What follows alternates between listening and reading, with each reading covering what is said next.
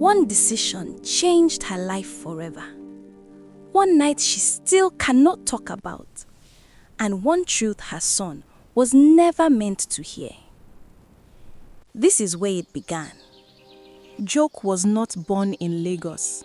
She came from Ijebu-Ode, a quiet town in Ogun State where everybody knew everybody. The kind of town where if you sneezed in the morning, your neighbor would ask you about it by afternoon. Life there was simple, but it was also hard. Very hard. Joke's childhood was not the kind you read about in storybooks. Her father died when she was just 11 years old. He was a farmer. One day, he went to the farm and never came back. They found him under a tree. The doctor said it was his heart, but Joke always believed it was poverty that killed him. The kind of poverty that makes a man work himself to death just to feed his family. After her father died, things became harder. Her mother tried, she really tried. She sold akara in the morning, she washed clothes for people in the afternoon. She did everything she could. But the sickness that had been hiding in her body finally showed itself. Malaria, typhoid, high blood pressure, all of them came together. And just like that, Joke became an orphan at 15. She stayed with her uncle for a while, her father's younger brother. But that house was crowded, too many children, too many mouths to feed. Her uncle's wife did not hide her frustration. She made Joke feel like a burden. Every day the woman's eyes said, "When will you leave this house?" Joke knew she could not stay. There was no money, no strong hand to hold her, no future she could see clearly. That was how she followed someone to Lagos, hoping for a better life.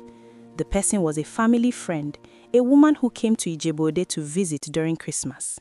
She wore nice clothes, she smelt like perfume, she had gold earrings, she spoke English with a Lagos accent, and she told Joke, "Come with me. I know someone who needs a housemaid. You will work, save money, and even go to school." It sounded like a dream, so Joke packed her small bag, hugged her uncle goodbye, and entered the bus to Lagos. She was taken to a woman's house in Surulere. The house was big, 3 bedrooms, tiled floors, a generator, a TV in the parlor. Joke had never seen anything like it. The woman who owned the house was a trader. She sold lace materials in Balogo Market. She had 3 children, 2 boys and 1 girl. Joke was still very young then, only 16 years old, but she was ready to work. For 3 years, she worked in that house. She woke up at 5 a.m. every morning, even on Sundays. She cleaned the house from top to bottom. She cooked several Nigerian meals. She washed clothes by hand because the woman did not like using the washing machine for everything. She ironed school uniforms until they were sharp like blades. She took care of the children, bathed them, braided the girls' hair, helped them with homework. She did not complain. She was good to the woman and her family. She was respectful. She greeted every visitor. She never gossiped. She was honest. Even when money fell on the floor, she returned it. She didn't steal, not even a spoon of sugar. She didn't answer back, even when the woman shouted at her for small things. The work was hard. Sometimes she cried at night. She missed her mother. She missed Ijebu-Ode, but she knew she had to survive. Little by little, she saved money. The woman paid her 5,000 naira every month. It was small, but Joke did not waste it. She kept it inside a small purse she hid under the mattress.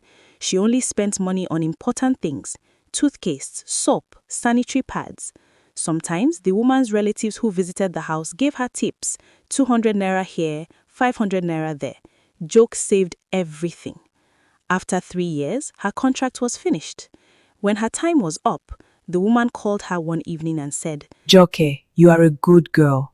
You tried. I've seen many housemaids, but you are different. You are honest. You are respectful. You work hard." Then the woman did something Joke did not expect. She compensated her with extra money, 50,000 naira. Joke could not believe it. She knelt down and thanked the woman. That night, when she went back to her small room in the boys' quarters, she poured all her savings on the bed. She counted it slowly. 180,000 naira plus the 50,000 naira the woman gave her. 230,000 naira. She sat on the bed and stared at it for a long time. Her hands were shaking. Tears rolled down her face. Then she whispered to herself. This is enough. I can start something. She thought Lagos had finally smiled on her, but she was wrong. Joke did not want to go back to Ijebu Odi. She thought about it many times, but every time she imagined herself returning to that small town with nothing, her chest tightened. Going back felt like shame, like admitting defeat, like starting all over again with nothing. So she decided to stay in Lagos and start a business. But before that decision, life had already connected her to someone. His name was Lamidi, a young mechanic. He was tall, dark-skinned, strong arms from lifting engines and tires. He had a rough voice, but when he laughed, his whole face changed. Lamidi had just finished learning his trade and was still serving his oga at a mechanic workshop in Lawansan. He was saving money to open his own workshop one day. Joke met him during her days as a housemaid. Anytime the woman sent her to Oshodi market to buy foodstuff, she passed by the mechanic workshop. Lamidi was always outside, either washing a car or fixing something. The first time he saw Joke, he greeted her. Good morning, sister. Joke replied politely and kept walking. It became a routine. Small greetings turned to small talks turned to friendship, nothing serious. He asked where she worked. She told him. He told her about his life too, how he came from Ibadan, how he was hustling, how life in Lagos was not easy, but he was managing. Joke liked that Lamidi did not try to rush her. He did not ask for her number immediately. He did not disturb her. He just greeted her respectfully every time she passed. When she finally left the woman's house and told Lamidi she wanted to sell tomatoes, pepper, and onions, he was happy for her. That is a good business. Market women make money. You just need to know where to buy. He helped her. He followed her to Mile 12 Market, where prices were fair. He taught her how to bargain with the Hausa traders who sold tomatoes in large baskets. He used his Okada, his small motorcycle, to carry her goods when she started. Sometimes he refused to collect transport money. No worry. He would say. Just buy me pure water. When Joke mentioned that she needed to find a room to rent, Lamidi thought for a moment, then said, You can stay with me for now, just until you stand well. I don't want you to waste all your money on rent when you're just starting business. Thank Joke hesitated, but Lamidi reassured her. I'm not asking you to be my wife. I just want to help. You can stay in the room. I'll manage. No pressure. Joke was grateful. She moved in. The room was a self-contained in Ilasa Maja. One room, one small kitchen, one bathroom. The walls were cracked, the ceiling had water stains, the floor was rough cement, but it had a roof and a door that locked. Nothing much inside, just a small bed, an old TV that only showed 3 channels, a gas cylinder, and a few cooking pots. They lived like brother and sister. Lamidi helped when he could. Joke responded with kindness. She cooked for him, washed his clothes, even his workshop uniform stained with grease. She cleaned the room and kept it neat, not because he asked her to, but because she was grateful. Lamidi respected her space. He did not disturb her. When he came home late, he slept on the floor. When she was changing, he stepped outside. He kept his word. Joke felt safe. For the first time in years, she felt safe. During the day, Joke was already a market woman. She woke up before sunrise around 4:30 a.m. She tied her wrapper tight around her waist, carried her wide basket on her head, tomatoes red and fresh, pepper, tatashe and shombo, onions in big bundles. She set up her stall at Boundary Market. Some days she sold well. Customers came early, mothers buying foodstuff for the week, restaurant owners buying in bulk. She smiled, she bargained, she made profit. Some days she did not sell well. Rain chased customers away. Police scattered traders, claiming the market was blocking the road. Prices changed anyhow. One day tomatoes were cheap, the next day they were expensive. Still, she endured. Then one night, everything changed. Lamidi came home drunk, very drunk. He had gone out with his friends to celebrate something. One of them had just finished serving his oga. He stumbled into the room smelling like ogogoro and cigarettes. His eyes were red. He was not himself. Joke was already lying down on the bed, covered with a wrapper. She greeted him. Lamidi, welcome. You drink? He did not answer. He just stared at her. Then he moved closer. Joke sat up confused. Lamidi, wetin happen? He grabbed her. She tried to push him away, but he was stronger.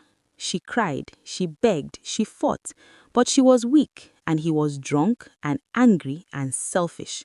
When it was over, Joke curled into a ball on the bed and cried until morning. The next morning, Lamidi woke up with a headache. He did not remember everything clearly, but when he saw Joke sitting in the corner with her knees pulled to her chest, her eyes swollen from crying, he knew what he had done. She confronted him. Her voice was shaking. Lamidi, you forced me. You raped me. He said nothing first. Then he muttered, I was drunk. I don't know what thing I did do. So that is your excuse. Joke asked, her tears streaming down her face. I trusted you. I thought you were different. You said you wanted to help me. Is this how you help? Lamidi looked away. Joke, I'm sorry. But his voice carried no weight, no remorse, just empty words. From that night, everything changed. Lamidi started drinking more. He stopped coming home early. He started partying more with his friends. When he was home, he was hostile. He barely spoke to Joke, and when he did, his voice was sharp and cold. Joke tried to avoid him. She focused on her business. She left early in the morning and came back late at night. The house was no longer safe. After 1 month, Joke noticed changes in her body. Her breasts were tender. She felt tired all the time. She vomited in the mornings. She went to a chemist. The woman there asked her questions, then gave her a pregnancy test strip. 2 lines appeared, positive. Joke sat on the bench outside the chemist and cried. That evening, she told Lamidi. Lamidi, I'm pregnant. He was lying on the bed watching TV. He did not move. He just stared at the ceiling. He said nothing that night. By the next morning, when Joke woke up, Lamidi had packed his few clothes, his jeans, his shirts, his workshop boots, and disappeared. Just like that. No explanation. No apology. No money. Nothing. The rent had 1 month left. Joke sat on the bed and cried until her eyes were dry. But life did not stop. She struggled. She paid rent by herself, 25,000 naira she had saved from her business. She sold tomatoes with pregnancy. Her belly grew bigger, but she still woke up at 4:30 a.m. She still carried baskets. She still stood under the sun. She endured hunger. Some days she only ate once. She endured insults. Some customers called her careless. See this girl, bellful, but she not even wear ring. She endured shame. People whispered, people pointed, but Joke did not break. At 9 months, her water broke at the market. She was rushed to a public hospital. The labor was long, painful, lonely. No family, no husband, just the nurses who shouted at her, "Push! Push!" That was how Toby was born. A baby boy with bright eyes and a loud cry. Joke held him and cried tears of both pain and joy. I will not let you suffer, she whispered to him. Mama Toby grew stronger. She went back to the market 2 weeks after giving birth, with Toby tied to her back with a wrapper. She worked harder than before. She had a son now, a son who needed food, school fees, clothes, a future. Toby grew into a fine boy, respectful. He greeted everyone, quiet. He did not cause trouble, helpful. After school, he came to the market. He helped arrange tomatoes in pyramids. He called customers. Auntie, come buy fresh tomatoes. He would tell his mother to rest for a while when he saw her sweating. Mommy, rest more. Mama Toby's strength returned whenever she saw him. She raised him alone, no help, no man. People talked. Our woman and a bastard son. She ignored them. But children talk louder than adults. One evening, Toby came home quiet, too quiet. He did not eat his food. He just sat on the bed staring at the wall. Later that night, he asked, Mommy, where is my father? Mama Toby froze. Her hand stopped moving. Her heart began to race. She said carefully, Why you dey ask? Toby replied. His voice was small. Some boys for school dey laugh me, dey say I no get father. Dey say na only you born me. Dey say I be bastard. Mama Toby turned her face to the wall and cried. Don't mind them. You get father. She said, wiping her tears quickly. He dey travel. But Toby was not convinced. Few years later, at Boundary Market, trouble came. Mama Toby was selling tomatoes when another woman, Mama Segun, started arguing with her over space. You dey block my side. Mama Segun shouted. I know they block your side. This na my space since. You dey lie! People gathered. The argument got hotter. Then Mama Segun, in her anger, shouted, You dey form holy, but nobody even know who born your pikin. I been just use born am. The whole market went silent. Toby was there, standing beside her mother, holding a basket. He heard everything. Mama Toby dropped her tomatoes. Her hands were shaking. The whole market stared. That was the day the secret escaped her control. That night, Mama Toby could not sleep. She sat Toby down. Her hands were shaking. Toby, I need to tell you something. He looked at her, waiting. She told him the truth. Not every detail, but enough. She told him about Lamidi, how he helped her, how she trusted him, how he betrayed her, how he left. She cried, she begged him. I was protecting you. I didn't want you to grow up knowing your father abandoned you. I wanted you to be strong first. Toby listened quietly. His face showed no expression. Then he stood up and walked out of the room. Mama Toby thought she had lost him. She collapsed on the bed and sobbed. But later that night, around 11 p.m., Toby returned. He walked straight to his mother and hugged her tight. You are my father and my mother, he said.